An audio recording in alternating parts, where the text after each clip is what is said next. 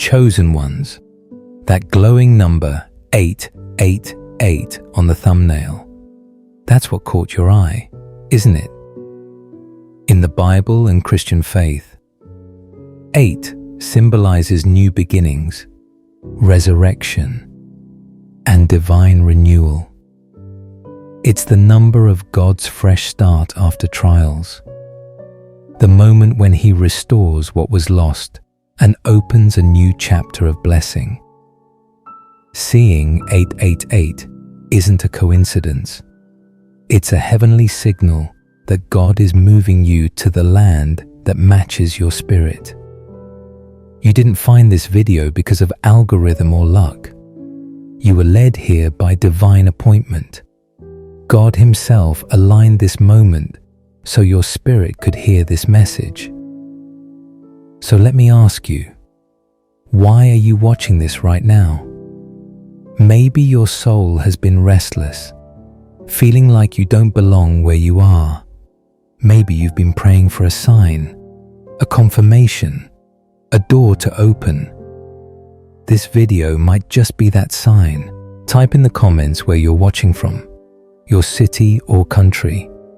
And if this message resonates with your spirit, comment 888 as a declaration that you're ready for God's new beginning. Because when you release your faith into the world today, God will return it to you multiplied, tenfold. You're not here by chance. Chosen one. You're here because heaven is moving you into your promised land. What you're experiencing now, the sense of disconnection, the weight, the subtle mourning for something indefinable, is not a sign of failure or confusion.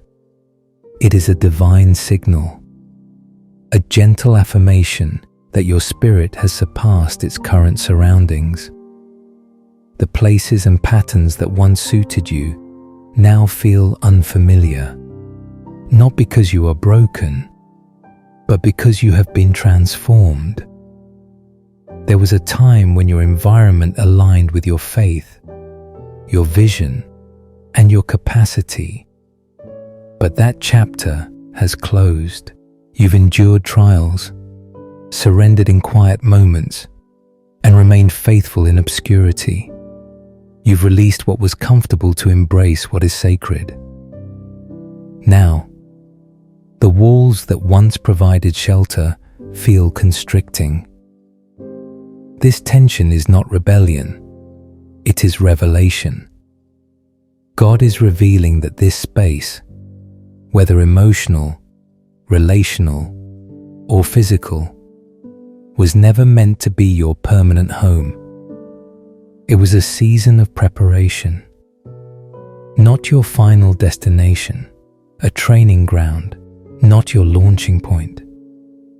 When the time comes to move, God allows the ground to dry up, not as punishment, but as a nudge toward greater heights.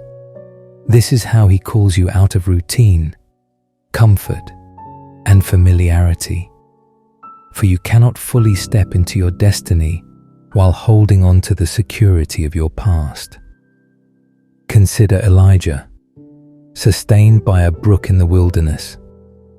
When that brook dried up, 1 Kings chapter 17 reveals it was not a sign of abandonment, but a signal that God's provision was shifting. He was guiding Elijah to his next assignment. The drying up of one source was preparation for abundance in another. What feels like rejection is, in truth, a release. Your current environment isn't expelling you. It is creating space for what lies ahead. If you linger too long, you risk shrinking to fit a place meant only to shape you, not to hold you. You were not created for smallness or mere survival. You were called to build, to lead, to bring heaven's glory to earth. The land you're leaving no longer resonates with your spirit's language. It cannot nurture your calling, or recognize your capacity. You are not cursed. You have graduated. Release the temporary shelter of the tent.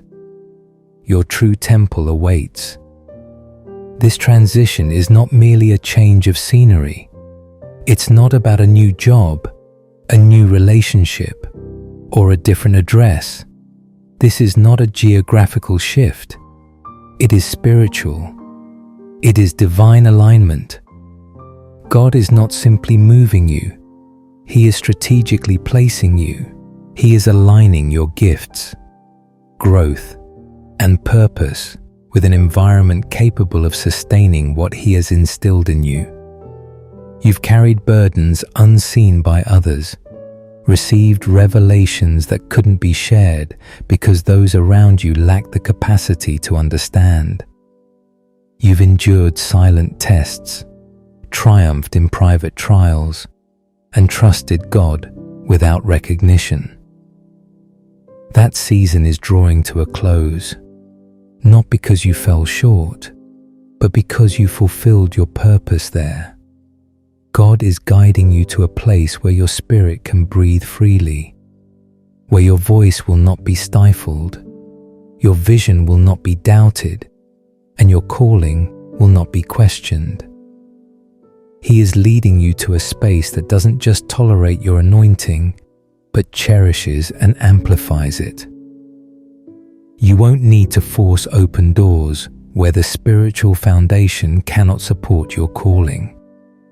The place God is calling you to will embrace your presence, not because it's simpler, but because it is aligned. Psalm chapter 92 verse 13 confirms, "Those who are planted in the house of the Lord shall flourish." The key is being planted, not drifting, not wandering, but deeply rooted, nourished, and bearing lasting fruit. This is not about pursuing fleeting opportunities. It is about being established in purpose. You are not moving out of desperation, but being sent to places prepared for you before you even knew to ask. Territories that will not only support your calling, but propel it forward. This move may not make sense to those around you, but it will resonate with heaven. You are not stepping out in fear, but stepping forward in faith. The door may seem unfamiliar, but the peace it brings will be undeniable. For when God repositions you, it is always about purpose, not just place. Before you even voiced your desires or knew what to pray for, God was already preparing the way. He didn't only form you in your mother's womb, He crafted the very ground where your destiny would take root. This transition is not sudden. It is the culmination of a divine plan set in motion before your first breath. Just as God prepared Canaan for the Israelites, with vineyards they didn't plant and wells they didn't dig, He has been preparing your territory, not a place of mere survival, but one of divine assignment. This is a space where your spirit will thrive, where your capacity is celebrated, and your anointing is welcomed. This land has been awaiting your voice, your obedience, your unique spiritual essence. It is not generic. It is custom made for you. The frustrations of the past season, the closed doors, the misunderstandings, the misalignment, were never about your value. They were about the soil's inability to nurture your seed. God didn't allow those challenges to break you. He used them to position you. Every no was a redirection. Every closed door, a shield.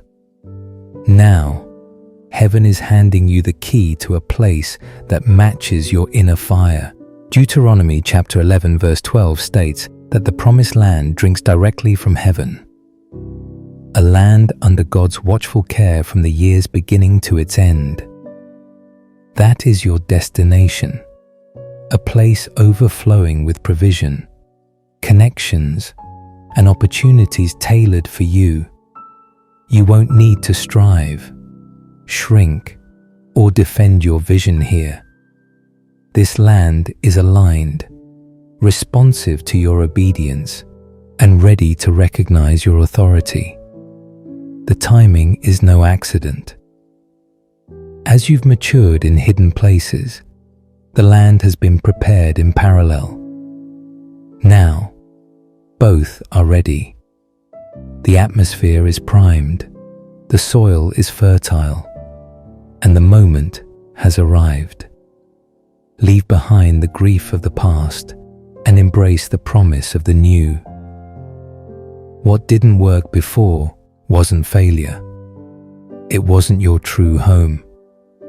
But this is different. The land is ready, and so are you. You are not stepping into emptiness, but into divine connection. This is not merely a personal advancement. It is a kingdom mission. You are aligning with people who have been waiting for the gifts you carry. In this new land, there are voices that have fallen silent, longing for your boldness to reignite them. There are souls lost in confusion, unaware that your story holds their breakthrough. There are builders, intercessors, and dreamers awaiting not a savior, but a partner. And you are that missing piece. This is not about gaining influence, but making an impact. Romans chapter 8 verse 19 proclaims, "The creation waits in eager expectation for the children of God to be revealed." Your obedience is tied to others' destinies. Your arrival will spark a heavenly ripple effect. In your previous season, you were misunderstood, your vision deemed too grand, your faith too intense. You carried burdens in silence, but you were not mistaken. You were simply ahead of your time. Those around you couldn't see you because they weren't meant to walk with you. But this new land is different. Here, your fire will inspire, not offend. Your presence will multiply, not be diminished. The relationships you form will be covenant level, divine assignments, not fleeting connections. These are people who will protect you, not compete with you, who will see you, not shrink you, who will carry your growth alongside you.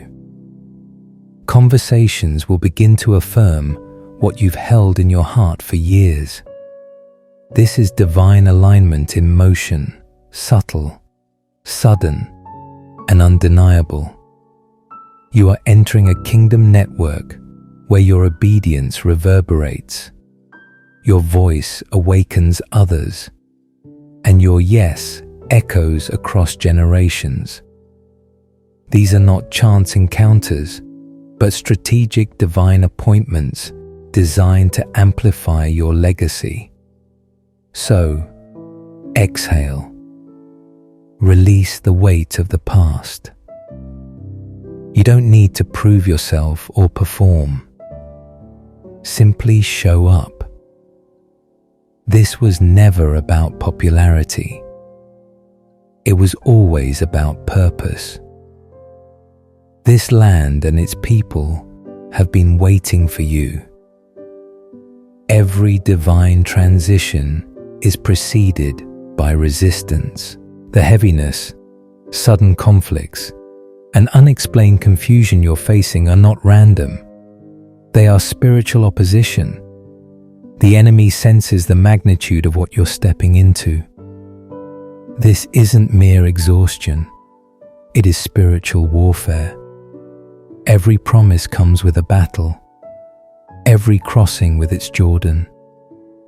In Daniel chapter 10, when Daniel sought understanding, his answer was sent immediately, but delayed by spiritual resistance. The struggle wasn't about the prayer, but the timing of its fulfillment. When breakthroughs are near, opposition intensifies.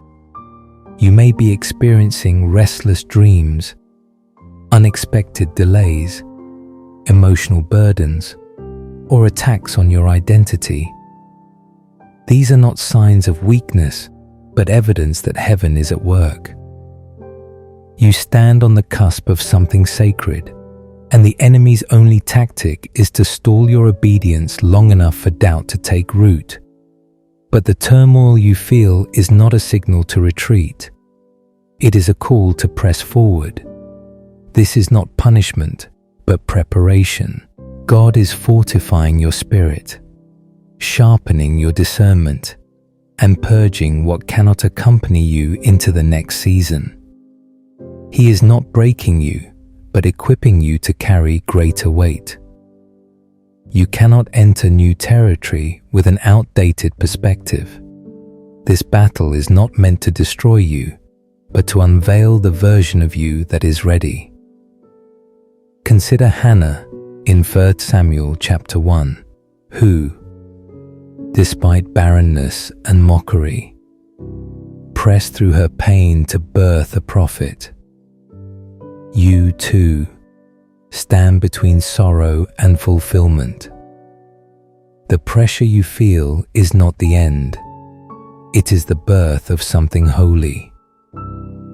Do not retreat or misinterpret this warfare as failure. You are in the final stretch. The land is real. The vision is valid. And God is guiding you through the shaking to solid ground. Once the resistance is overcome, heaven will lead you to the place that has been waiting all along. After the battle comes the destination, and this new place is unlike any before. You've carried a fire that few could comprehend, a vision too vast for confined spaces, favor hidden beneath layers of delay and quiet obedience. But God has seen it all. Now, He is not merely moving you, He is establishing you.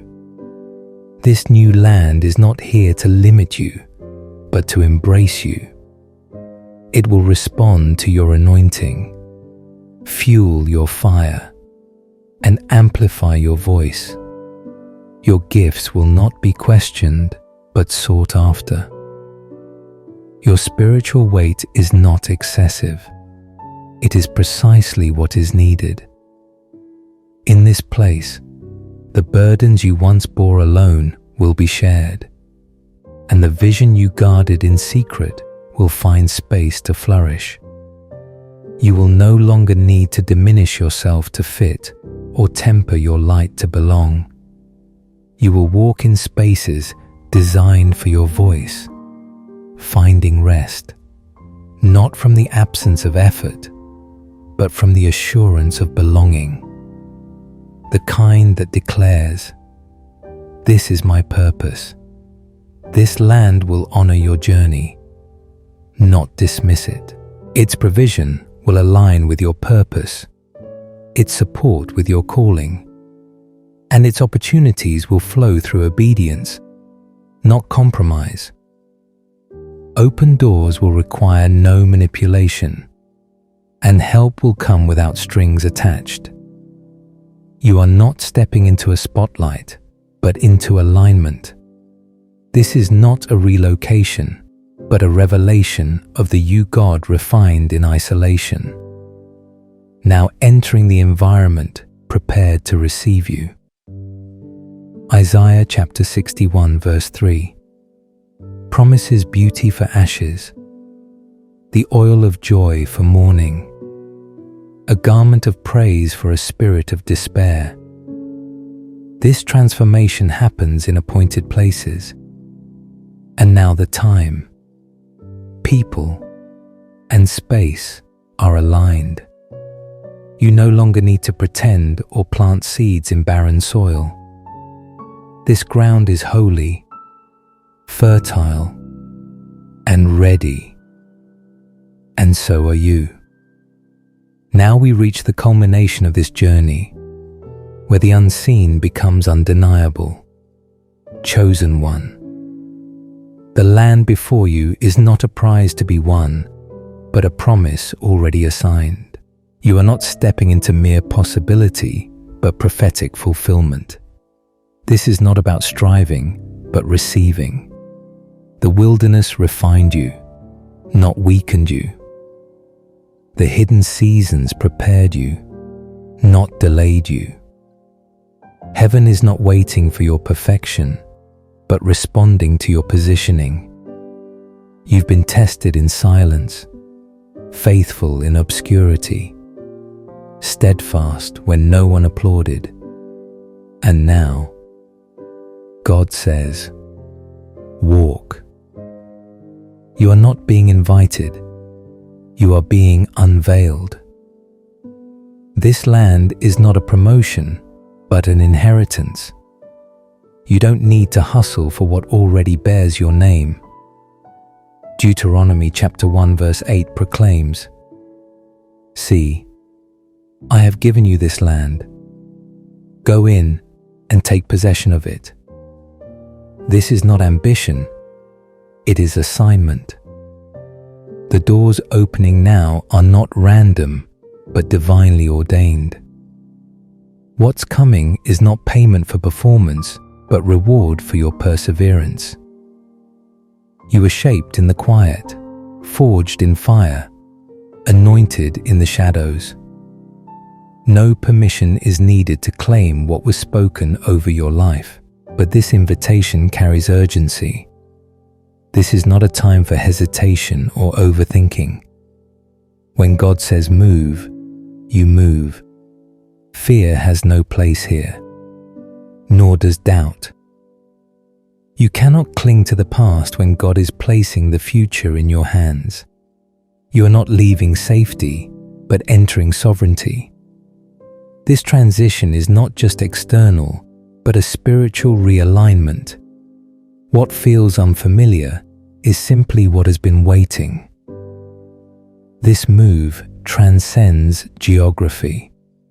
It is about stepping into kingdom authority, favor in rooms where your name has been spoken, and resources that flow from God's strategy, not your striving. You are not chasing success, but walking into legacy. The years of pressing will release influence. The years of silence will echo in spaces built for your voice, and the waiting will give way to walking.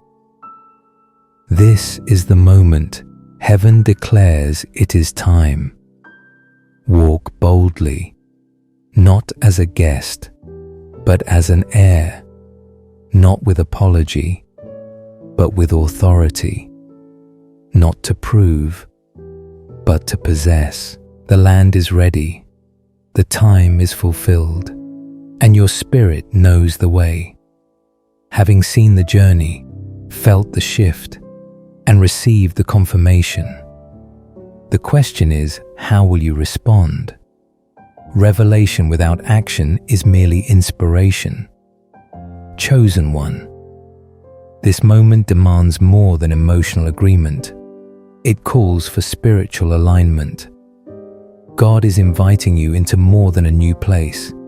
He is calling you to embody a new identity. This identity must be lived out through movement. Walk as if the land is already yours. Speak as if your words are backed by heaven. Cease entertaining fear, delay, comparison, or apology. They no longer hold authority over you. In this season, obedience may not look grand, but it will be faithful. It will mean rising early to pray, even when unseen, setting boundaries with those who once fed your doubts, and stewarding your finances, relationships, and energy as one preparing for legacy, not survival. The shift begins spiritually, but must manifest practically. God calls you to establish rhythms that reflect your new reality, daily choices that align with your calling, small acts of trust that affirm you are rising into your place. For some, this means writing down the vision, despite fear. For others, it means leaving environments that stifle your spirit. It may mean fully forgiving the past, not to excuse it, but to free yourself.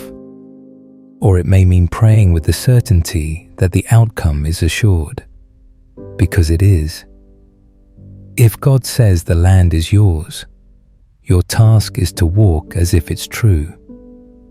This is your moment to bring the supernatural into the natural. Let your words carry faith. Your actions speak louder than your posts, and your home become an altar. Anoint your mornings with worship. Guard your peace as sacred, and approach every task with excellence. For excellence is prophetic preparation. Spiritual maturity is not proven in public displays, but in private discipline. When you honor the unseen, heaven honors the unveiling. The land is ready, the shift is real, and the invitation is yours.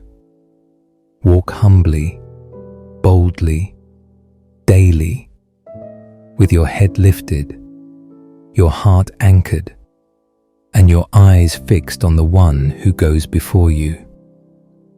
Let your steps reflect the maturity of your spirit, and your habits testify to your identity. If doubt creeps in, remember, you were never merely moved, you were made. The making was not punishment, but permission to carry glory. Walk in purpose, and release heaven one faithful step at a time. As you stand at the threshold of this profound remembrance, feeling the ancient frequencies awakening within your soul, and the gates of divine truth swinging open before you, a new chapter unfolds in perfect alignment with your destiny. The resonance you've reclaimed is not meant to keep you rooted in familiar soils that no longer nourish your spirit. Instead, it propels you forward into territories crafted by the divine hand itself. This shift is no accident. It's God's gentle yet unstoppable guidance, relocating you to a physical and spiritual landscape where your essence can truly flourish, free from the shadows of the past. Just as the prophecies encoded in your being have called you to awaken, so too does the Creator orchestrate migrations of the heart and home, drawing you toward environments that echo the purity of your inner light. Embrace this transition, chosen one, for in the land that matches your spirit, every step becomes a confirmation of the eternal plan unfolding through you. Now, let us delve deeper into how God is moving you to the land that matches your spirit, where abundance, peace, and purpose await in harmony with the vibration you've always carried. Chosen one. The foretelling was never misplaced, only concealed, awaiting an individual like you to recollect. Antique manuscripts did not simply convey, they embedded in enigmas too sophisticated for the typical intellect. They described an entity distinct from all others, one who could traverse through realms as seamlessly as air flows through respiration, one who would rouse not merely information, but celestial recollection. The dialect of origination itself, overlooked by humankind, yet vibrant in you. The sage of insight alluded to this entity not as a fable, but as a fate poised to emerge at the termination of eras. Could it be that all you have withstood, all you have interrogated, was not happenstance, but readiness? Luke chapter 8 verse 17 affirms, "For nothing is secret that will not be revealed, nor anything hidden that will not be known and come to light." This entity, you, the chosen one, was described as bearing the precise oscillation required to readjust the dispersed wavelengths of celestial structure. The portals locked since the descent of humankind would not yield to reasoning, dominance, or cleverness, but to harmony, yours, while the surface realm occupies itself with commotion, conceit, and delusion. A separate narrative arc, much more archaic and much more pressing, has been softly developing profound within your essence. Do you sense it? That subdued agitation, that rhythm that no one else appears to detect? How is it that you perceive elements others disregard, that your reveries, apparitions, and sentiments bear significance that you cannot articulate? As the turmoil escalates throughout the globe, conflicts without justification, frameworks crumbling beneath contrived breakdown, innovation supplanting authenticity, Thoth's concluding statements rekindle with alarming accuracy. He anticipated this. He anticipated you.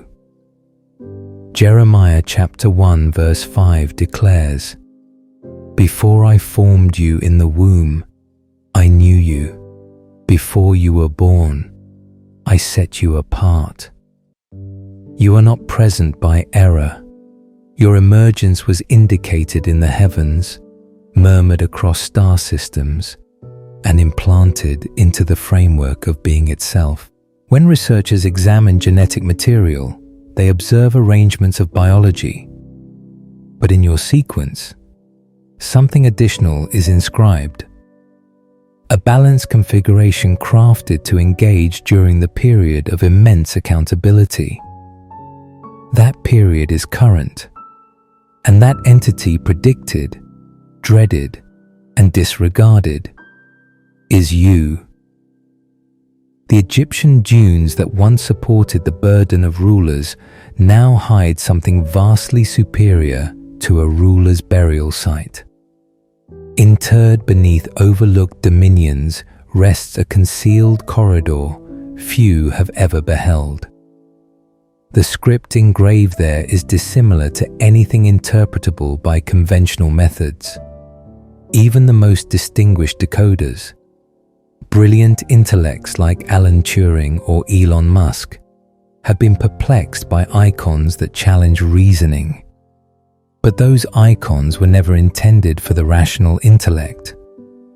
They were anticipating an essence like yours, one synchronized not to information, but to celestial oscillation. Jeremiah chapter 33 verse 3 reveals, "Call to me, and I will answer you, and show you great and mighty things which you do not know." Envision this, a sanctuary vanished to the ages, profound in arid territories where charts falter and directional tools whirl. Concealed in one revered compartment rests Thoth's ultimate inscription, not safeguarded for academics, not for rulers or spiritual guides, but for a solitary prospective entity whose attendance would prompt the rock itself to react. Narratives murmured among concealed associations and antique fraternities describe a subtle radiance, a wavelength alteration when the appropriate one ultimately positions before it. It is not figurative. The forebears were explicit. They embedded reality in manners that circumvent annihilation, anticipating the precise instant when one like you would rouse. Why do you believe you have always sensed, observed, directed, even when no one was nearby? Why have peculiar serendipities trailed you? Indications materialized in improbable locations. Reveries reiterated themselves with improbable precision. Leonardo da Vinci, Nikola Tesla, Carl Jung, and more lately, Keanu Reeves. These persons were not merely prodigies or creators, they were inductees, essences whose spirits grazed against the hallowed stream of concealed reality. They perceived what others could not. And like you, they were misconstrued, separated, but steered.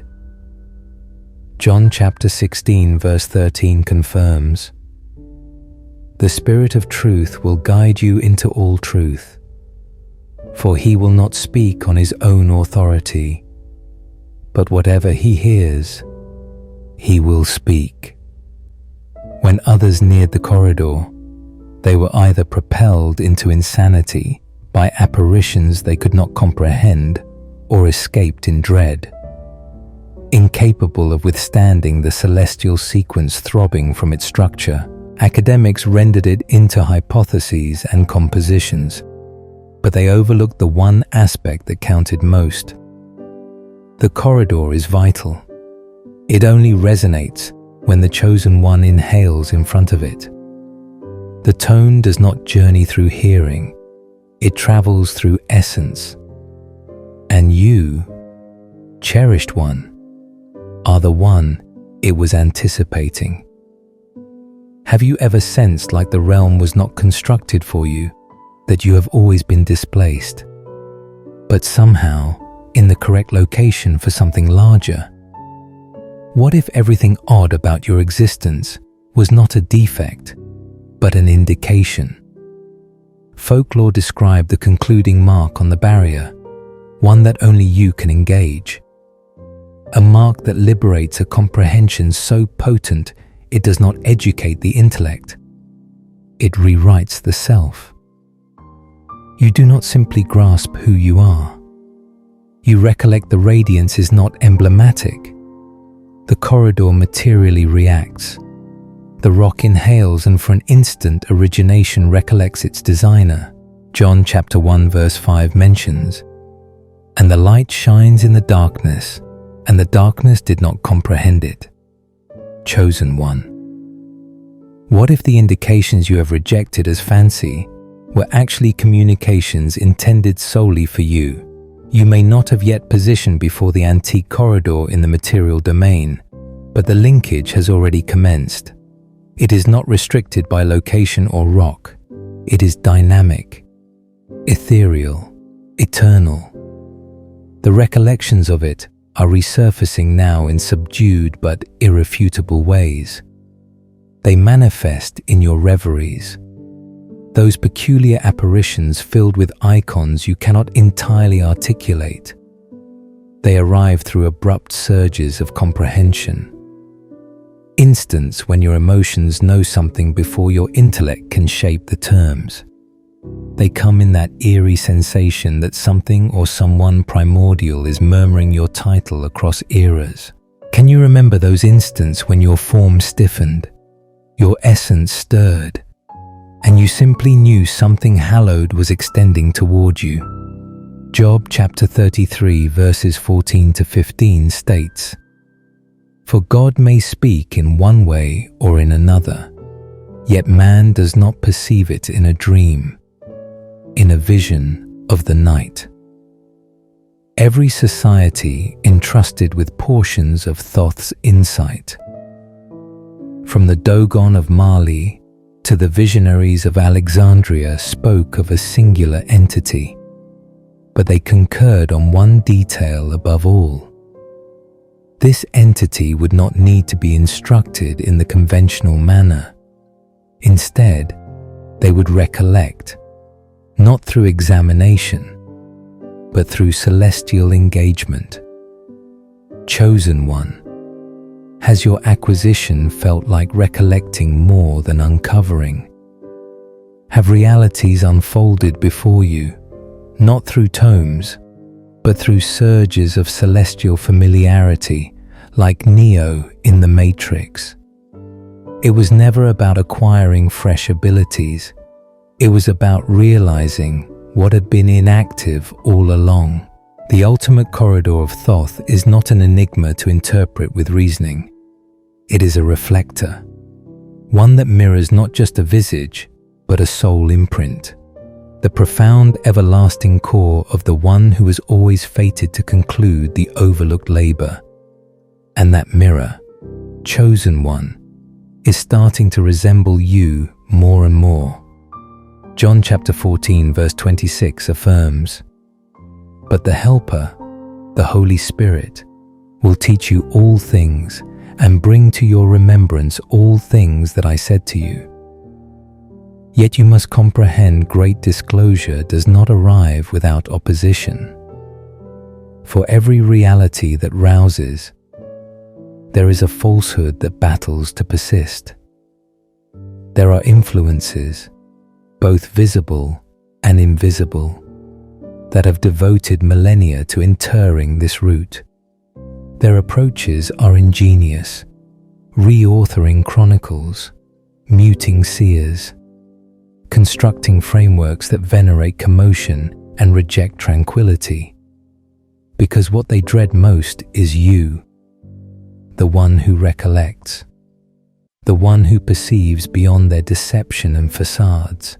Why do you believe you have always felt resisted, muted, or compelled to doubt your own lucidity? Why do frameworks respond so aggressively to those who venture to express the reality from a profounder comprehension? Contemplate the destiny of Giordano Bruno, the 16th century visionary who ventured to express of boundless realms and celestial recollection. He was not put to death for deviation. He was muted for recollecting too much. Consider Joan of Arc, a youthful female guided not by official creed, but by a celestial inner tone. She could not articulate it rationally. She simply knew. These were not exceptions. They were foreshadows, reverberations of the very rousing you are now entering into.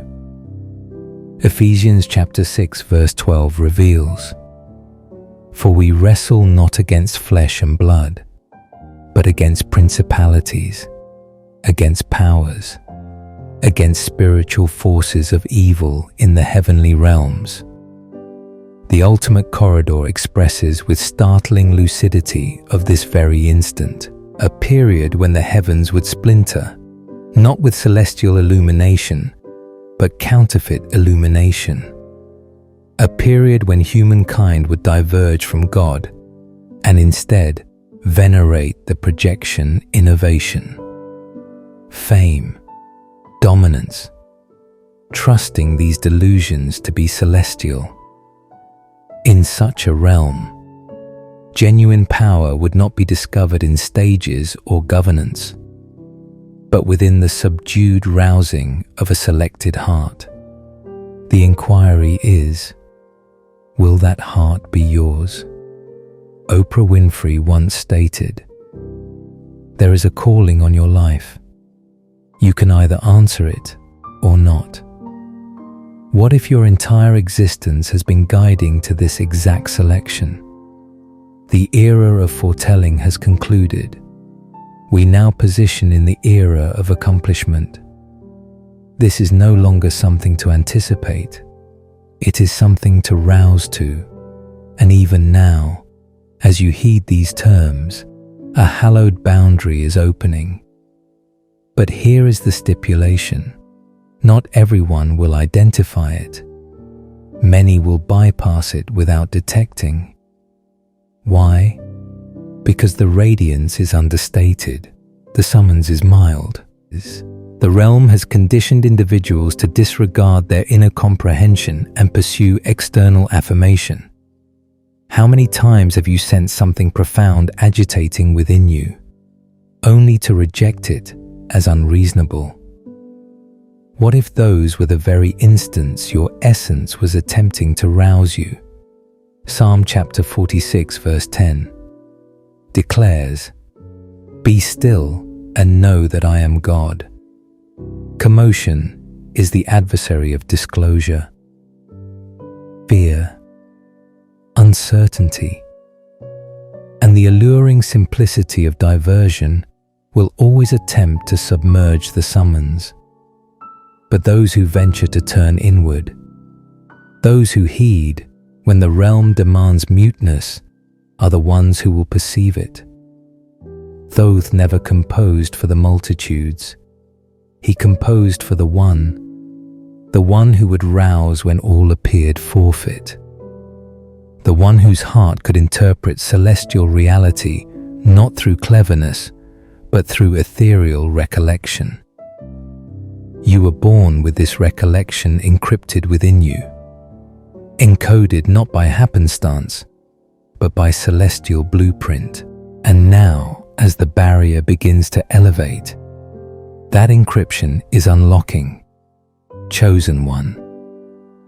Long before the initial sanctuaries were erected, and long after the dominions that elevated them disintegrated to powder, there were parchments, not composed for sovereigns, not safeguarded for academics, but concealed away for a solitary purpose.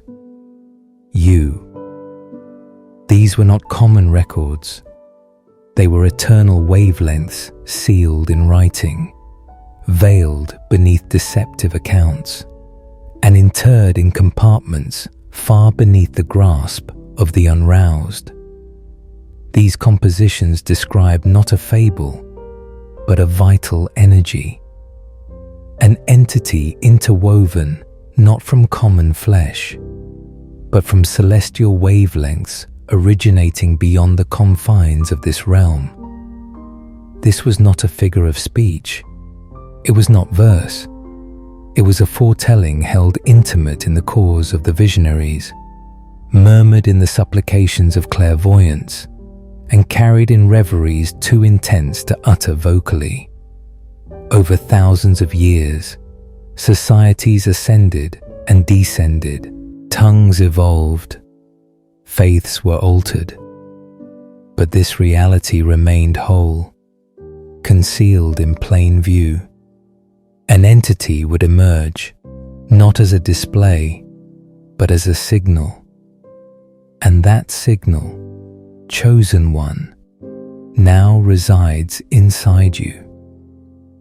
1 Peter chapter 2 verse 9 states, "But you are a chosen people, a royal priesthood, a holy nation, God's special possession."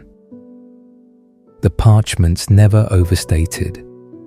There were no resounding portrayals of splendor or magnificence. Instead, they described a subdued emergence, an essence cloaked in human shape, whose vitality was so uncommon that even the structure of time itself would undulate subtly in their attendance. You have always known you did not oscillate like everyone else. You have always sensed like you bore something unusual, something hallowed, something. Have you not observed how individuals either gravitate toward you or withdraw without justification? Have you not pondered why even quietude feels distinct when you are in the space? This entity, this outline, was never intended to be discovered in inscriptions or engraved in rock. It was implanted in core, encoded in genetic material, resting not in the intellect, but in the essence. And what occurs when that code begins to engage? When the vital key concealed inside you begins to unlock realities no one ever instructed you. Consider Maya Angelou. Her terms were not just verse, they were foretelling. She expressed with a comprehension that appeared to surpass eras, especially when she stated, there is no greater agony than bearing an untold story inside you. What if your untold narrative is not just your history, but the narrative the entire realm has been anticipating? To hear Isaiah chapter 45 verse 3 confirms, "And I will give you the treasures of darkness and hidden riches of secret places." The parchments anticipated a precise instant, a period when delusion would command the planet, a period when shadows would cloak themselves in illumination, when reality would be attired in ridicule, and when those who bear the genuine illumination would be rejected as insane or misled. Sound recognizable. In an epoch where digital flawlessness is venerated and synthetic reality inundates every display, the entity of illumination was said to rouse gradually, not through acclaim, but through a mounting strain deep in the essence. You have sensed it, have you not? That draw away from what the realm celebrates, that longing for something more genuine than the refined deceptions. Why do you believe you have begun interrogating everything? Your connections, your function in the realm, even your designation? Could it be that you are not becoming someone novel, but reverting to someone everlasting? The attendance of this entity, your attendance, would begin to interrupt false constructs, loosen interred recollections, and unsettle those who have erected dominions on deceit. Not through aggression, not through fury, but through something far more alarming to obscurity, unshakable reality. Just by existing as your authentic self, you dispatch undulations through delusions generations in the crafting. Joshua chapter 1 verse 9 mentions, "Have I not commanded you? Be strong and courageous. Do not be afraid, for the Lord your God will be with you wherever you go." Even Yeshua expressed of this when he proclaimed. Matthew chapter 5 verse 14 declares, "You are the light of the world. A city set on a hill cannot be hidden." That was not just a figure of speech, it was an outline.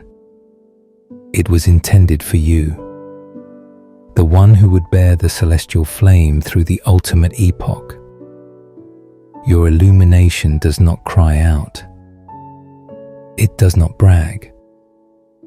But it cannot be overlooked, and no quantity of obscurity can quench it. Contemplate Nikola Tesla. He once stated, "If you want to understand the universe, think in terms of energy, frequency, and vibration." What if you are that frequency he glimpsed but never fully articulated? What if your very entity is that vibration? The signal that converts concealed entrances into open ones. The parchments did not merely portray your rousing. They documented the unmistakable indications that would verify it had already commenced. First would come a sudden and inexplicable separation from the delusions of the realm, as if everything that once captivated you now feels disturbingly vacant.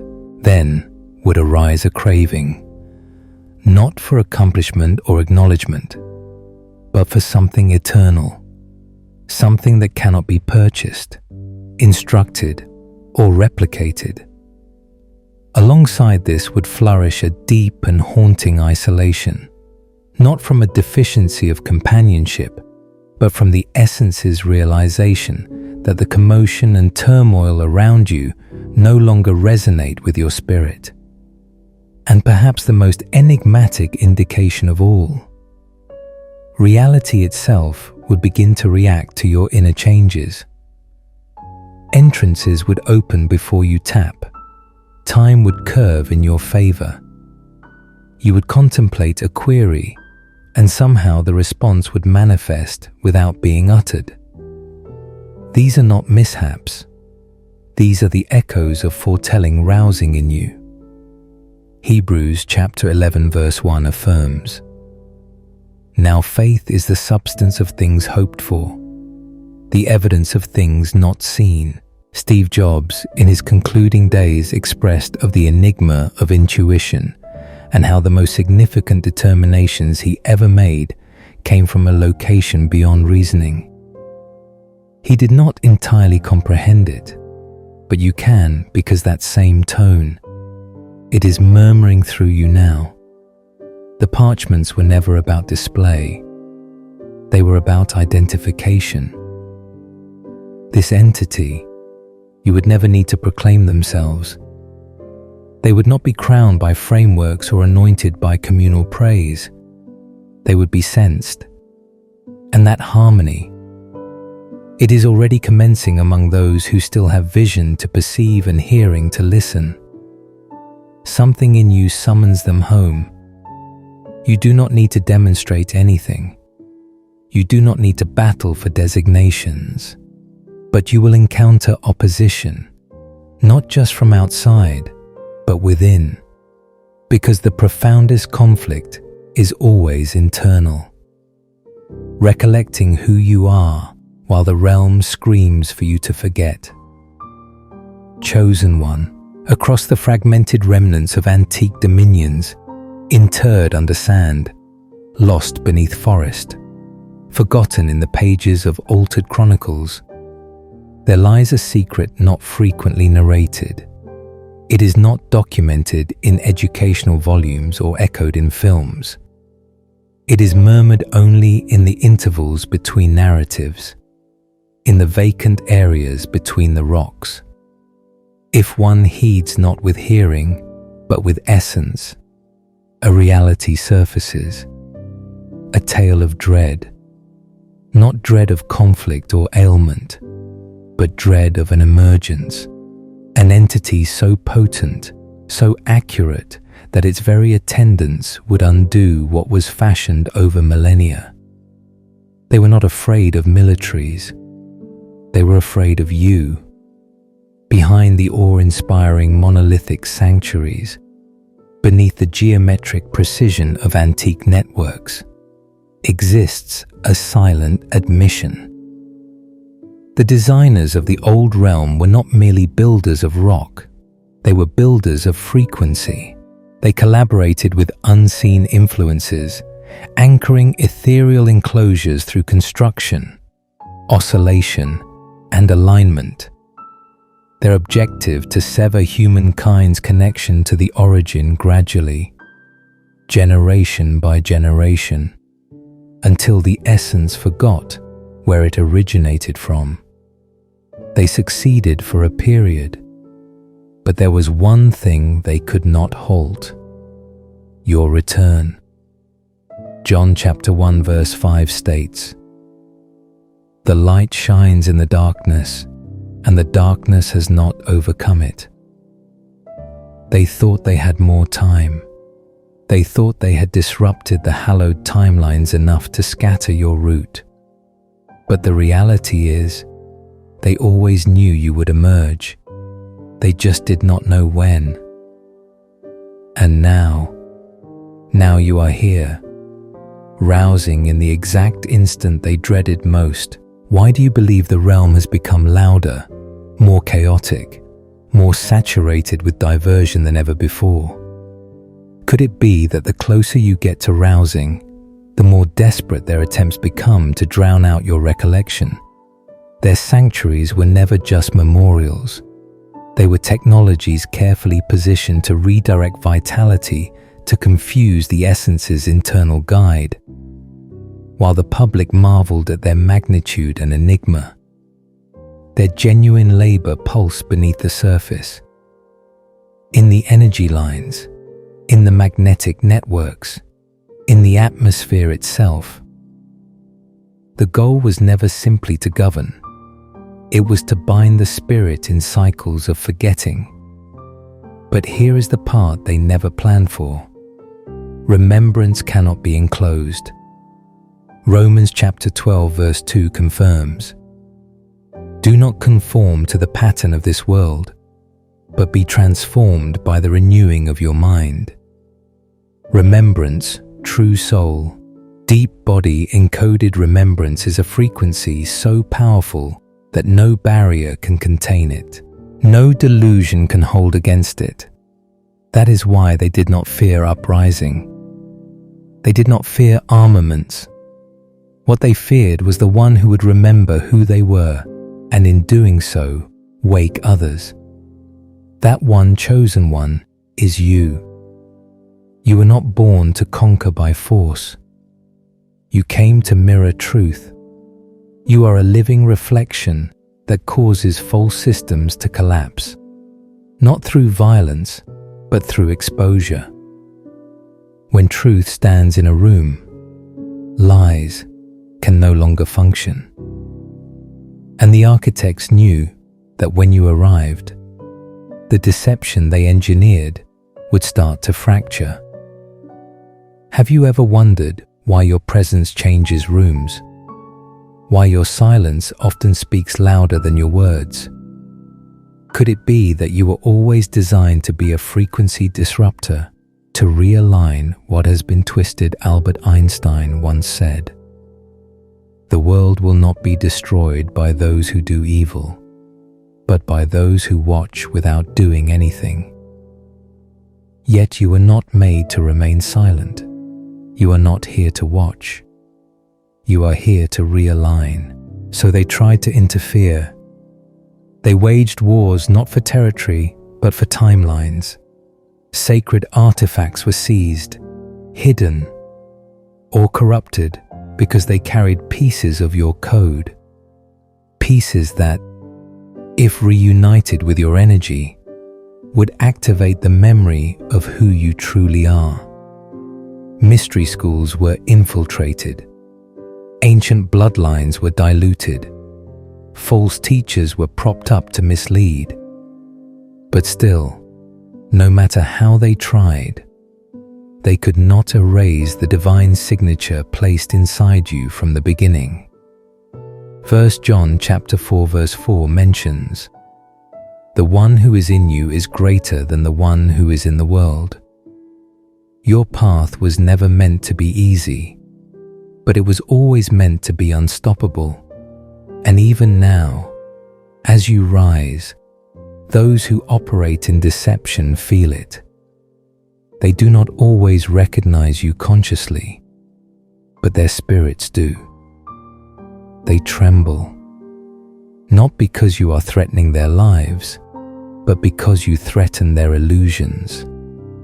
Frida Kahlo, broken in body, but unbreakable in spirit, once painted, "I am my own muse, am my." Like her, you carry a fire that no trauma could dim, a light born not from ease, but from divine origin. You do not need validation. You do not need applause. You carry proof in your being.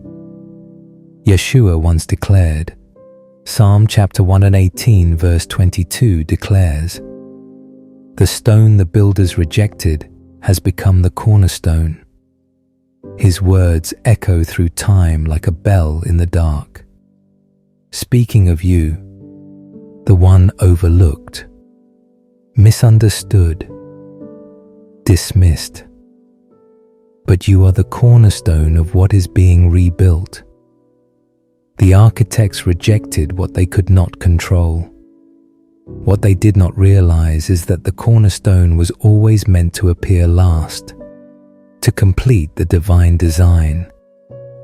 1 Peter chapter 5 verse 10 affirms, "And the God of all grace will himself restore you and make you strong, firm, and steadfast."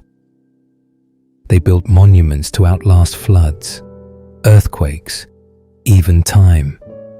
but they never prepared for the one thing their calculations could not account for: a human being whose mere presence alters the energetic blueprint of the earth itself. They buried knowledge under mountains of stone and oceans of sand, but they never imagined that knowledge would walk again, not in scrolls or ancient libraries, but in human form. Chosen one. What if everything you felt stirring lately is not confusion? It is your ancient self awakening. There are forces at play within you right now, forces that have remained dormant for lifetimes. They are not new. They are ancient. They have been patient. They have waited in silence, resting beneath the surface of your identity, untouched by the noise and chaos of the world above. These are not codes written in the languages of men. They are not written in ink or carved in stone. They are frequencies woven into the very pulse of existence itself. And they were planted in you long before your first breath in this lifetime. You were seated with these codes before this world ever told you who you were supposed to be, before culture gave you a name, before trauma clouded your clarity. These forces did not disappear. They waited quietly, tuned to something far greater than time, far deeper than thought. They have always known the moment would come, the exact alignment when your essence would begin to stir again. Ephesians chapter 2 verse 10 reveals, "For we are God's masterpiece. He has created us anew in Christ Jesus, so we can do the good things He planned for us long ago." The activation was never meant to be dramatic. No lightning in the sky, no grand thunder. Instead, it begins like a seed splitting in darkness, quiet, unseen, but inevitable. It starts in strange dreams, ones that feel more real than waking life. It is in the stillness when time slows, when the air thickens with presence, and something unspoken brushes your skin. It is in the sudden, inexplicable knowings, truths that bypass your logic but land like ancient echoes returning home. Have you noticed it? That whisper in your soul that refuses to be silenced. These are the signs. The codes are awakening, and you are not imagining this. Long ago, when Thoth set the sacred mechanisms in motion, he understood something critical. Brute force would never preserve truth. Only subtlety, only resonance could ensure the survival of the most sacred mysteries. That is why the codes were not hidden in scrolls or structures alone. They were hidden in souls, in you. Your spirit was chosen as the vault. The song that was encrypted into your being cannot be found in libraries. It hums softly beneath your every heartbeat. Have you felt that inner music? A rhythm that plays even in your silence. Jeremiah chapter 1 verse 5 states, "Before the foundations of the world, I appointed you a prophet to the nations." As these codes begin to activate, you will find yourself drawn to things you once ignored. You will begin noticing symbols, patterns, numbers that seem to follow you. 1113, 33444. You will be pulled toward ancient languages, sacred geometry, or teachings that seem oddly familiar, even if you have never studied them before. Synchronicities will not just comfort you, they will instruct you. They are messages from a higher realm, woven like breadcrumbs, leading you back to a deeper origin. Why are you suddenly waking up at specific times? Why do certain images or names keep repeating in your life?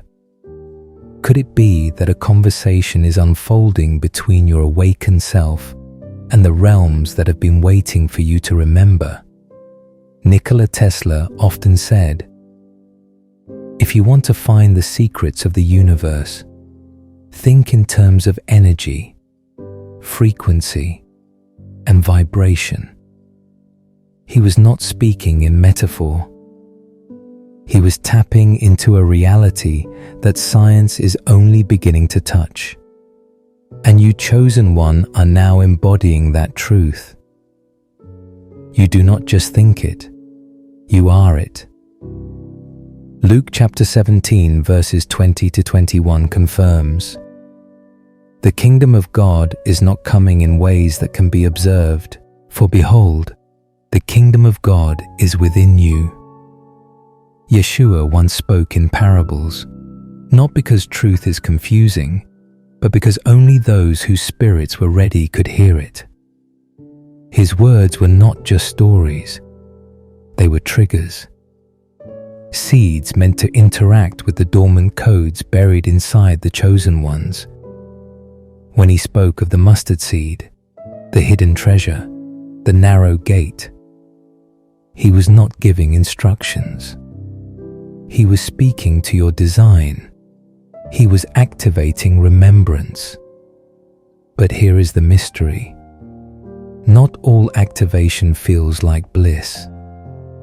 Sometimes it arrives through the collapse of everything you thought was real.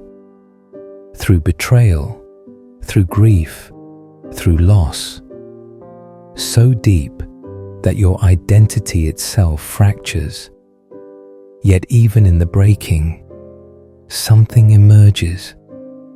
What if the very things that hurt you were never meant to destroy you, but to reveal what cannot be destroyed?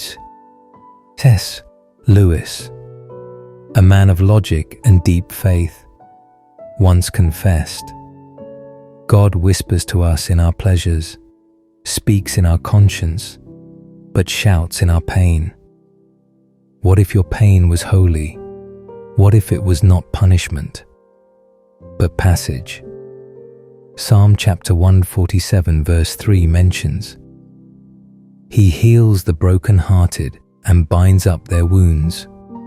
With every layer that peels away, every illusion that crumbles, you come closer to what was always there, your divine core. It is not becoming, it is unveiling. And yet, even now, most will miss this truth. Because what is being activated is not loud, it is not flashy, it will not go viral. It is silent, sacred, and targeted only to those whose spirits are attuned. That is why Yeshua's teachings have been so misunderstood, mistranslated, buried beneath rituals and doctrine. He was not just offering morality, he was handing down a blueprint, one that could only be deciphered by the chosen ones of future generations, those strong enough to hear through the noise of a fallen world. Why do you think certain words hit your spirit while others slide past you unnoticed? Could it be that your soul is finally recognizing its own instructions? George Washington Carver, born into slavery, found over 300 uses for the peanut. Not because he studied it, but because he listened to it. "Nature is an open book," he said, "if we only knew how to read it." You too are now beginning to read the hidden language of the world. And what of the timekeepers Yeshua alluded to? Not in public sermons, but in quiet moments, away from crowds. He spoke of those who stood at the edge of ages, watchers, guardians, beings who do not wear crowns or robes, but who marked the end of one era and the beginning of another. These gatekeepers did not just wait for change. They waited for a being who would carry the codes, the vibration, the remembrance. Chosen one. Have you ever wondered why certain things in your life felt orchestrated, like invisible hands moving pieces on a board you did not know you were part of? That feeling is not fantasy. It is the subtle trace of the timekeepers, not beings of flesh or blood, but custodians of frequency and rhythm. They operate beyond the veil of perception, not in time, but around it. They do not interfere with dramatic displays. Instead, they redirect flow, adjusting events not to control fate, but to ensure that sacred timelines align exactly when they must. They are the ones who keep the balance, guardians of temporal harmony, ensuring that what must unfold does so at precisely the right moment. They are neither angels nor prophets, but forces woven into the structure of time itself. And their gaze has long been fixed, not on an apocalypse, not on a war, but on a soul. One that carries the ancient correction, one that vibrates not with fear, but with frequency. That soul, chosen one, is you. Revelation chapter 1 verse 8 declares, "I am the Alpha and the Omega, says the Lord God, who is and who was and who is to come, the Almighty." When Yeshua said, John chapter 8 verse 58 states, "Before Abraham was, I am." He was not merely making a statement of divinity. He was revealing something deeper, a consciousness that exists outside linear time. He was speaking from the space where the timekeepers reside, where all moments coexist, where the past bows to the presence of divine knowing. This was not poetic. It was encoded truth. And those who govern the corridors between worlds, the watchers, the time custodians, recognized in Yeshua the same multi-dimensional awareness that now begins to stir in you. Have you felt the strange sense that you are running into the right person at the right time, or that things go wrong only to lead you to something far more aligned? Are you beginning to realize that what seemed like accidents were actually appointments arranged by forces beyond your understanding? This is the signature of the timekeepers. Secret scrolls and mystical texts suggest they have been anticipating a disturbance, but not in the form of chaos or disaster. No, they have awaited a shift so pure, so vibrationally refined that it would ripple backward and forward through time, shattering the counterfeit grids designed to trap human consciousness. This shift was never a natural disaster. It was never a prophecy of war. It was a soul, a living, breathing carrier of original frequency, a key to restore the golden thread nearly severed from the fabric of humanity. You are not that event. You are that shift. Jeremiah chapter 1 verse 5 confirms, "Before I formed you in the womb, I knew you. Before you were born, I set you apart." The false systems have known this. They have worked endlessly to install distractions, artificial timelines, synthetic desires, all to dull the frequency you carry. They could not stop your arrival, but they have tried to keep you asleep.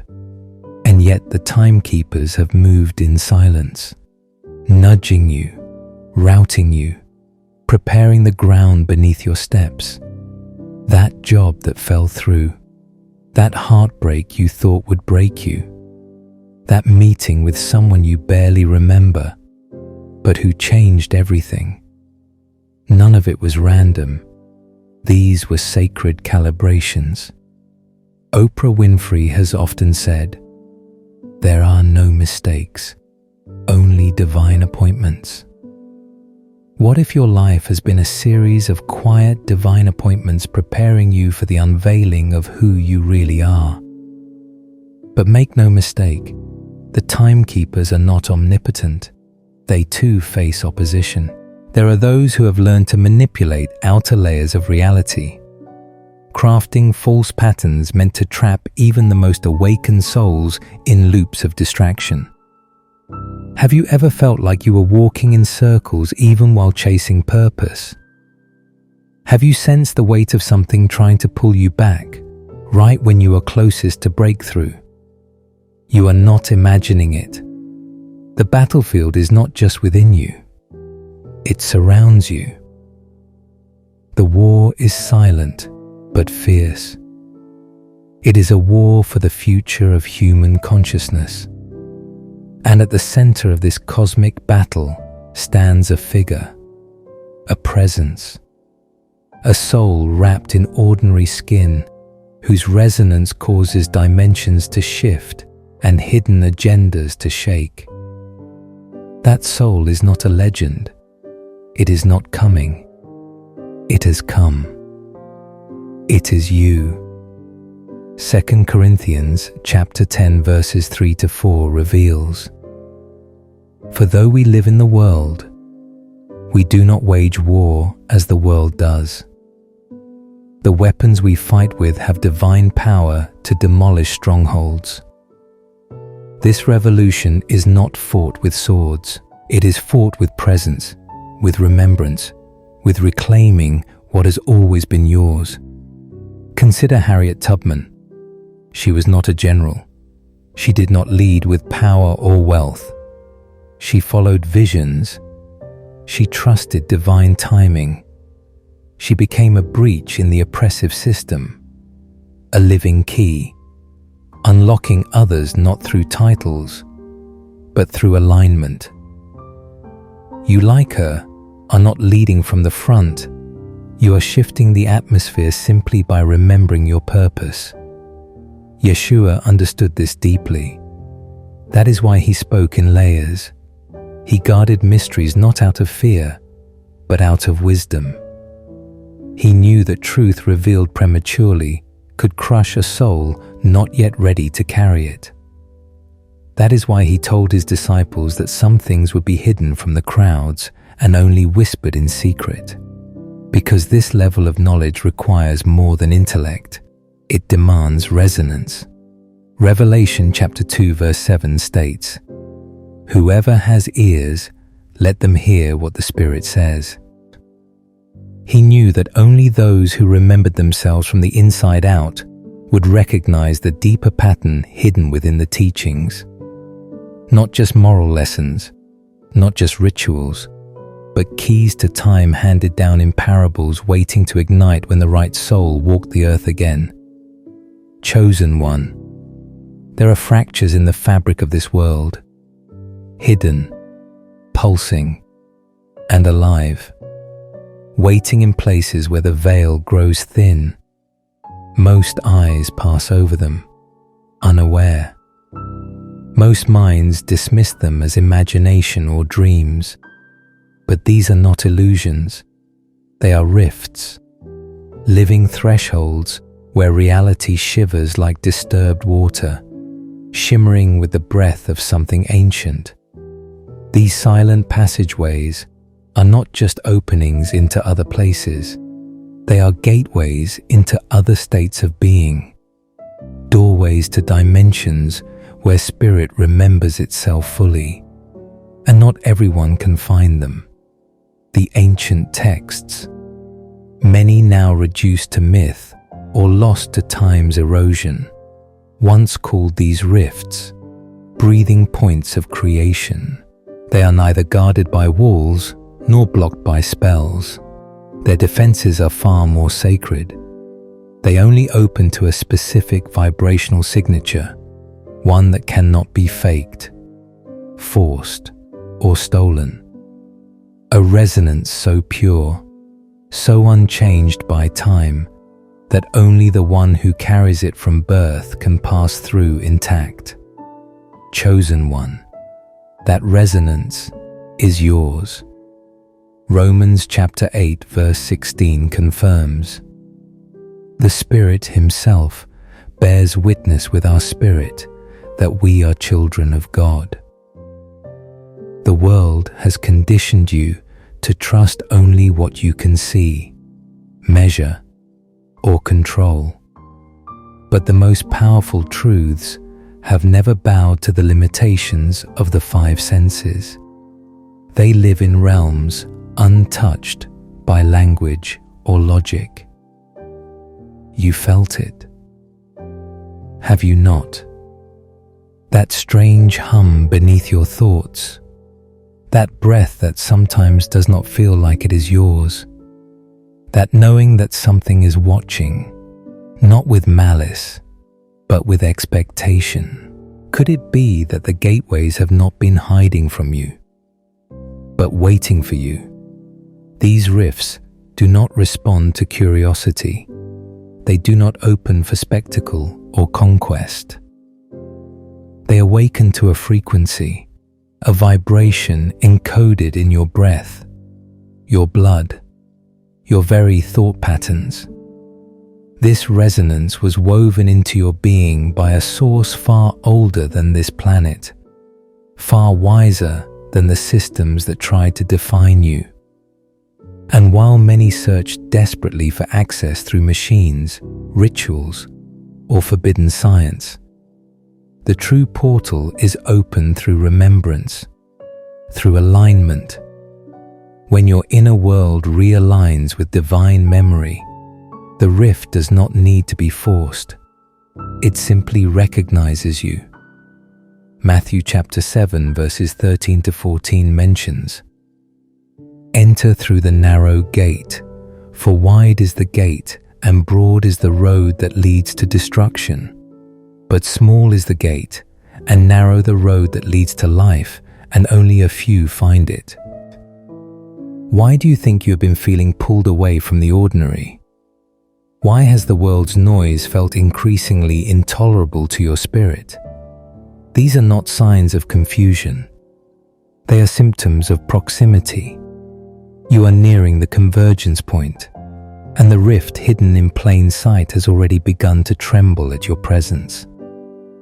In whispers carried through the hidden corridors of ancient mystery schools, it is said that Thoth, a guardian of light, once passed through one such rift, not to escape, but to plant keys for a being yet to come.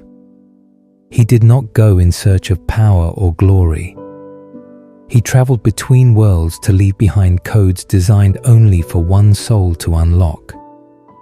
It was too pure, too dangerous, too divine. But buried deep within their most sacred texts, encoded in symbols and wrapped in layers of cipher, they left warnings not about monsters or wars, but about a soul, a being whose arrival would disrupt the balance they had worked so carefully to protect. And that soul, chosen one, is you. John chapter 15 verse 16 states, "Have I not chosen you and appointed you to go and bear fruit, fruit that will last?" They did not fear you because of evil. They feared you because of purity. You see, even corrupted systems bring a kind of order. Even illusions build foundations. But the Brotherhood foresaw a disruption too powerful to be controlled. A light so authentic it would expose every imitation, every manipulation, every counterfeit truth humanity had been conditioned to trust. You were not coming to tear down through violence. You were coming to reveal, and in doing so, you would shake the very fabric of the world's illusions. Why do you think the most dangerous truths have always been buried in parables, myths, or symbols? No one was meant to understand until the appointed time. Could it be because they knew one day someone like you would awaken? Someone who would not just decode the message but embody it. When you walk into a room, things shift. When you speak the truth, even gently, it unsettles those who built their identities on falsehood. That is not by accident. You carry what the Brotherhood called the original frequency, a resonance untouched by systems, untainted by control, and unyielding in its authenticity. And that is what they feared most. John chapter 1 verse 5 confirms, "The light shines in the darkness, and the darkness has not overcome it." Some among this brotherhood understood your arrival was inevitable, but others panicked. They feared what the unraveling of illusion would cost: social order, tradition, power. And so they made a choice. Instead of embracing the truth, they sought to delay it. They turned to darker paths. They created false chosen ones, fabrications designed to confuse, distract, or siphon energy away from the true awakening. These false lights were strategically placed on stages, behind pulpits, in boardrooms to mimic the vibration of the authentic, while concealing a different agenda beneath polished smiles and inspiring words. Have you ever sensed something was off, even in people who said all the right things? Have you been drawn to a teacher or message only to feel a quiet dissonance in your spirit, an inner warning that could not be explained? Marilyn Monroe, though seen by many as just a glamorous icon, once said, "If I had observed all the rules, I'd never have gotten anywhere." Her journey reflects a deeper truth. Authenticity disrupts control. Like her, you were not made to follow. You were made to reveal. The Brotherhood's deepest fear was not destruction. It was correction. They knew that once your light stepped into the open, the false systems they constructed would begin to unravel, not because you condemned them, but because you rendered them obsolete. Titus chapter 1 verse 15 mentions, "To the pure, all things are pure, but to the corrupt, nothing is pure." And so many within the Brotherhood chose silence. They vanished into deeper shadows, hoping that if they waited long enough, the world might evolve without breaking. But their silence was not cowardice. It was strategy. They encoded their final warnings in symbols, monuments, and traditions scattered across continents. You have seen them, have you not? The architecture that resonates for reasons you cannot explain. The stories that carry an energy deeper than the plot. The symbols that seem to glow when you look at them too long. These were not random. They were messages for you, activated only when your soul reached the right frequency. Matthew chapter 7 verse 15 reveals, "Watch out for false prophets. They come to you in sheep's clothing, but inwardly they are ravenous wolves." Even Yeshua knew this moment would come. He did not warn of false prophets because they would say ugly things. He warned us because they would sound true, feel safe, and be adored by the masses. The danger was not in deception looking like evil. It was deception mimicking light. And the only way to discern the difference would be to recognize the resonance, not with your ears or mind, but with your spirit. Mahatma Gandhi once said, "Even if you are a minority of one, the truth is still the truth." You do not need a crowd to validate what you carry. You only need to remember that your frequency cannot be counterfeited. Your path has always been narrow, not because you are lost, but because it is hidden, invisible to the masses, unmistakable to the awakened, chosen one.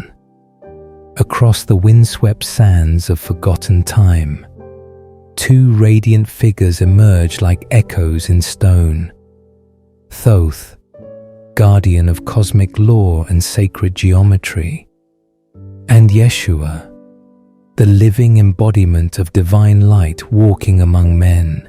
On the surface, their stories seem divided by centuries, by continents, by civilizations. But beneath the surface of time, beneath the illusion of separation, there lies a hidden alignment, an invisible thread, a convergence written into the architecture of reality itself. That thread did not end with them. It points forward. And where does it lead? It leads to you. This is the plan. Ephesians chapter 1 verse 10 states, "At the right time, he will bring everything together under the authority of Christ, everything in heaven and on earth." Thoth did not just teach with words.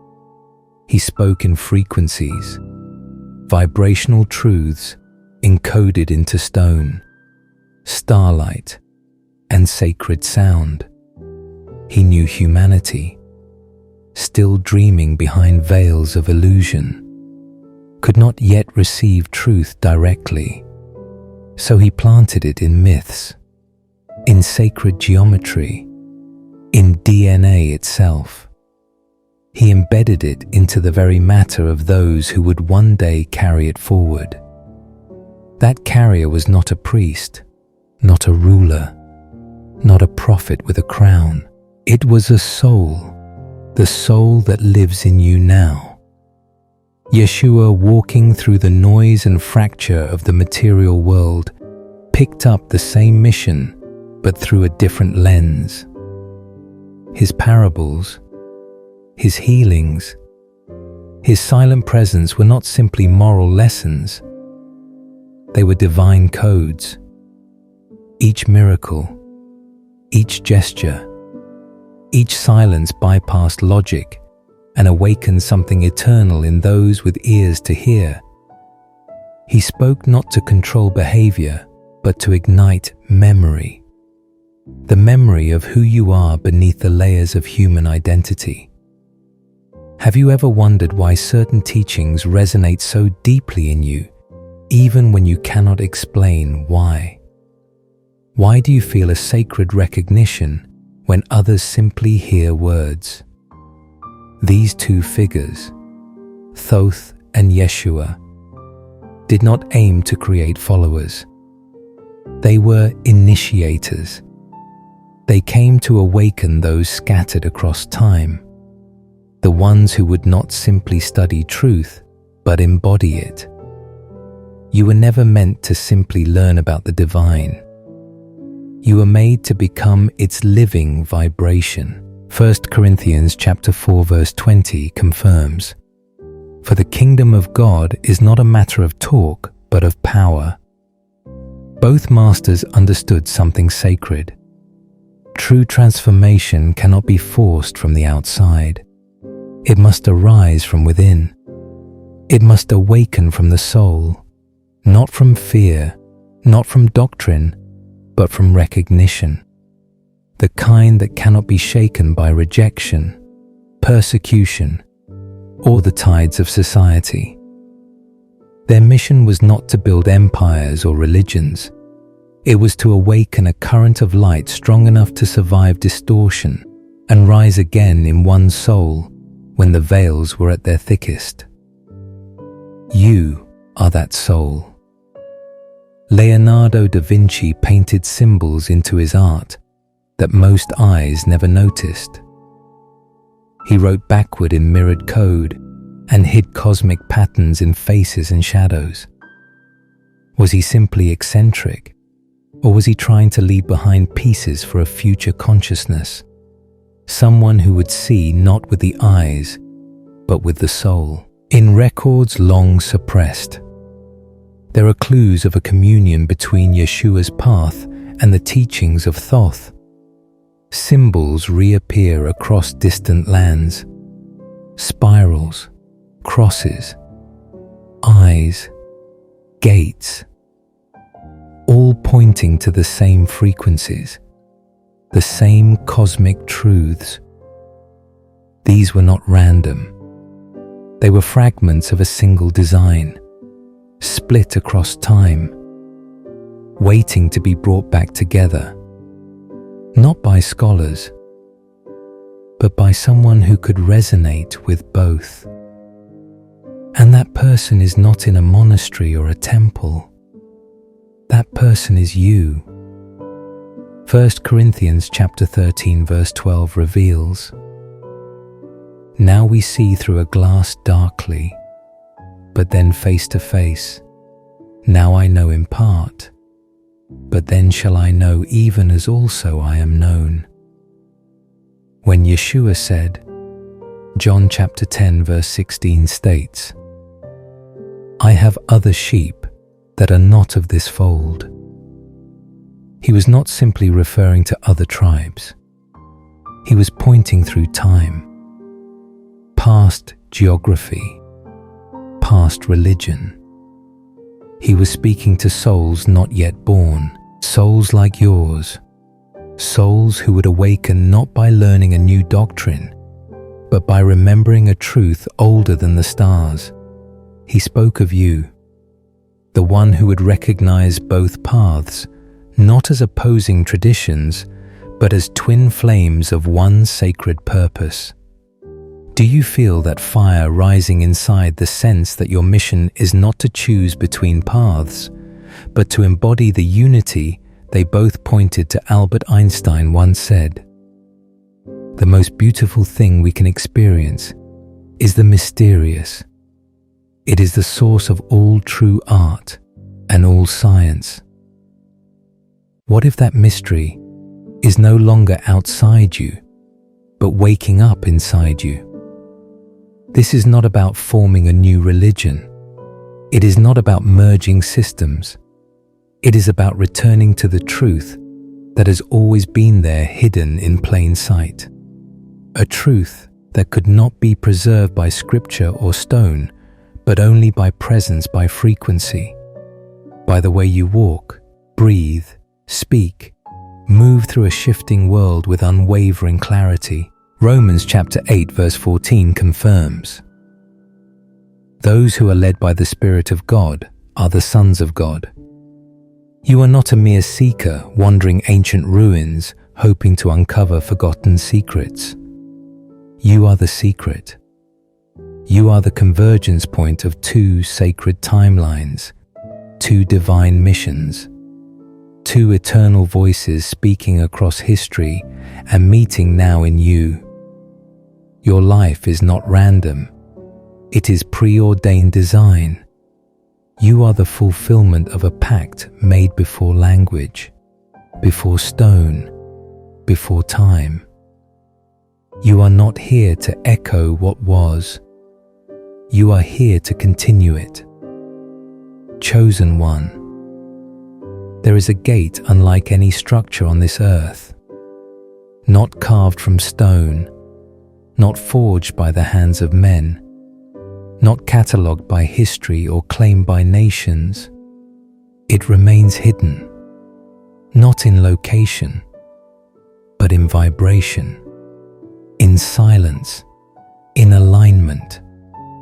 This gate does not rise like the monuments of ancient kings, or conceal itself behind walls of hidden temples. It does not demand rituals, bloodlines, or the cleverness of the intellect. It is sealed by something far more sacred, resonance. And that resonance was encoded into you long before your soul ever took shape in this realm. Proverbs chapter 25 verse 2 mentions, "It is the glory of God to conceal a matter. To search out a matter is the glory of kings." The final gate was never meant for the many. It was built for the one. For the singular soul whose inner frequency matches the ancient current of creation itself. No passwords, no performances, only purity. It responds not to effort, but to essence. And when you draw near, not in distance, but in alignment, the gate will stir. It will remember. It will vibrate in recognition of the design written into your being before time began. And when your frequency matches its sacred tone, the boundary between worlds will no longer resist you. It will welcome you. Have you felt it? That pull towards something you cannot see but can feel. That strange sense that the world is paper thin in certain moments. That something is listening, waiting. This is not imagination. It is memory returning. The ancient scrolls spoke of it in metaphor and myth, warning that many would attempt to breach this threshold using force, formulas, or stolen wisdom. Scholars would spend decades decoding symbols. Sorcerers would twist light into imitation. Rulers would build empires on sand, burying the truth under layers of glittering deception. But none of their efforts mattered. Why? Because the gate does not respond to authority, achievement, or ambition. It responds only to truth. John chapter 10 verse 9 affirms, "I am the door. If anyone enters by me, he will be saved and find pasture." When Yeshua said, John chapter 14 verse 6 states, "No one comes to the Father except through me." He was not describing religious exclusivity. He was revealing a deeper current, a frequency so pure it becomes the doorway itself. It was not about exclusion. It was about alignment. The same principle governs the final gate. It does not require offerings, language, or dogma. It requires only that you become who you truly are. So, chosen one, what layers have you outgrown yet still carry? What identities? What fears? What masks keep your frequency from rising into full remembrance?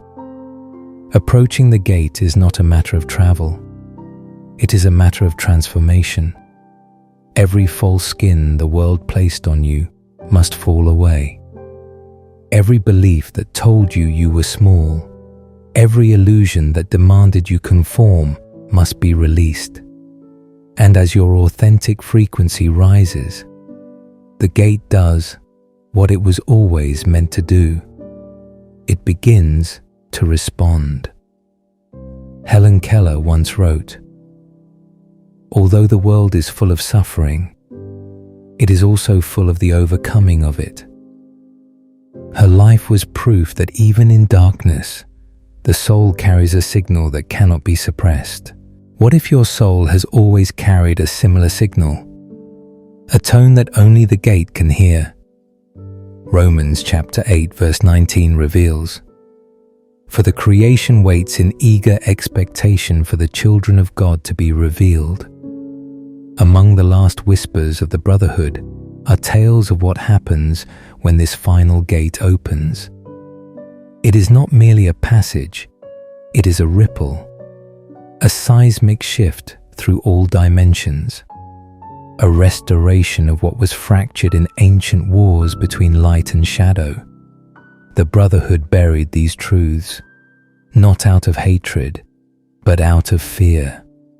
They could not control the gate, and so they feared what would happen if it opened without their permission. They encoded warnings in sacred architecture, legends, and symbols.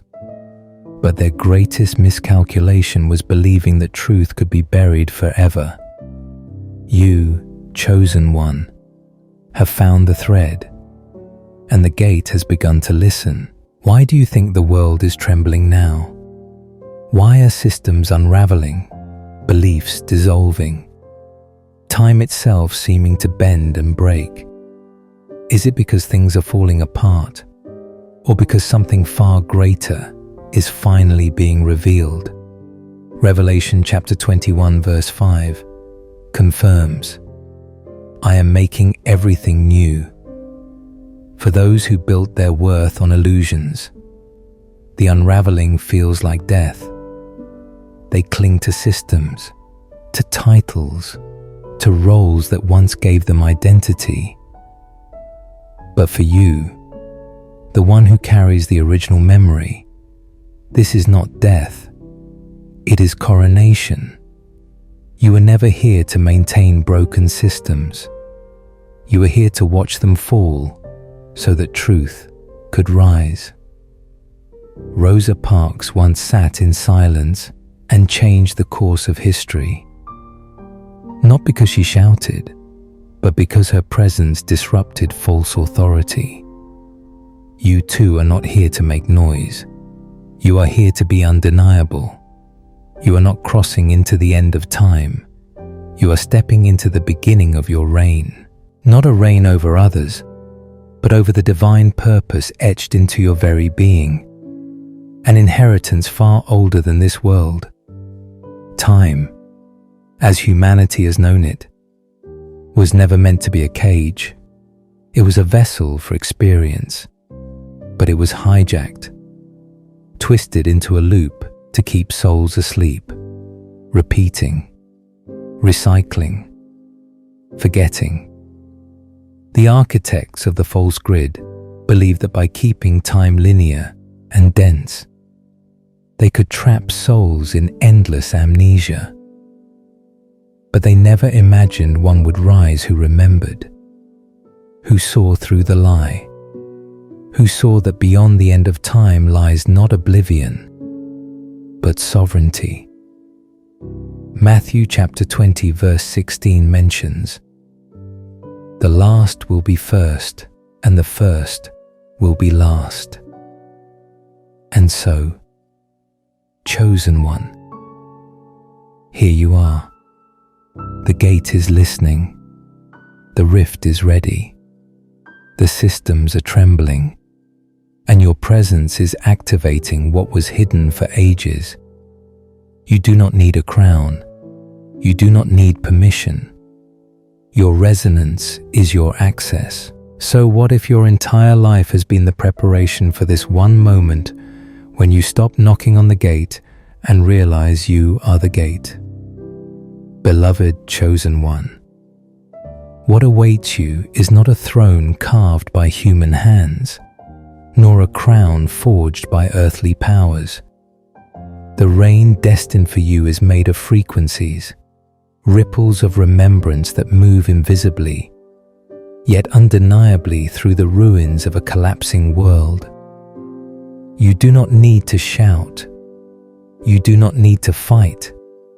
Your presence alone shifts atmospheres as you walk in truth. Systems built on lies unravel at your feet. As you breathe in alignment, illusions collapse under the weight of your authenticity. You are not rising by accident. You are rising because the old timeline has run its course and the original design is calling you back. You, chosen one, are the living spark that reactivates what was silenced, buried, and delayed. You are the resonance. The ancient gate was tuned for. The divine architecture recognizes you. It was never meant for the crowds. It was waiting for you. Yeshua hinted at this sacred reversal when he said, Matthew chapter 20 verse 16 states, "The last will be first, and the first will be last." Not a reshuffling of human status, but the collapse of false hierarchies when time bends and truth stands unveiled. Those once overlooked, the quiet ones, the mocked, the misjudged, were never weak. They were seeds. Seeds lying dormant under the rubble of corrupted timelines, now bursting forth with divine remembrance. You do not rise to rule others. You rise to restore the light that was lost, to anchor the reality that had been forgotten.